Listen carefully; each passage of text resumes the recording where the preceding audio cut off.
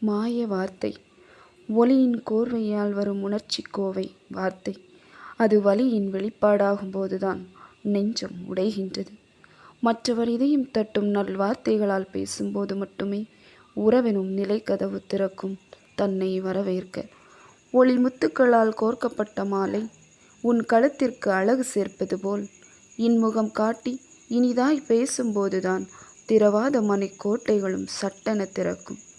உலகத்தார் இதயங்களை எல்லாம் சிம்மாசனமாக்கி அமர வைக்கும் உன் இதமான வார்த்தை. அன்னையின் அன்பிற்காய் அழகாய் பேசு, மனைவியின் அன்பிற்காய் அமைதியாய் பேசு, குழந்தைகளின் பாசத்திற்காய் ஆதரவாய் பேசு, தந்தையின் பரிவிற்காய் அத்தனையும் பேசு. இதமாய் இனிதாய் இதயத்திலிருந்து பேசு. வார்த்தை ஒன்றே மனித குலத்தின் வரம்.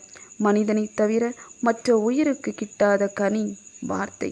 இதை அன்பிற்காய் வீசு, காயப்படுத்த குத்தீட்டியாய் மாற்றாதே. வார்த்தை இதயத்தின் பிரதிபலிப்பாய் பிறக்கும் மாய ஒலி. நம் இதயங்களை மயிலிறகாய் வருடும் இதமான இன்ப ஒலி.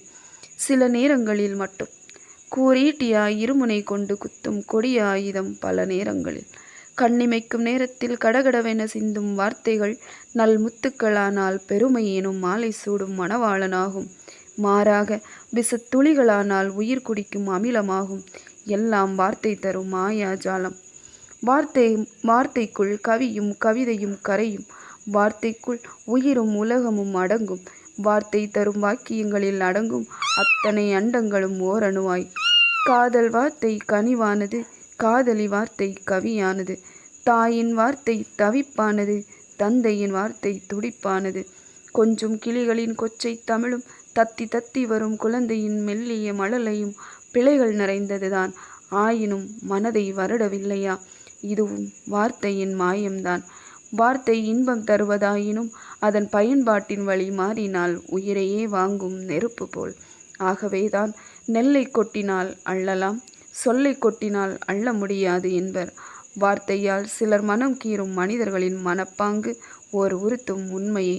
நன்றி.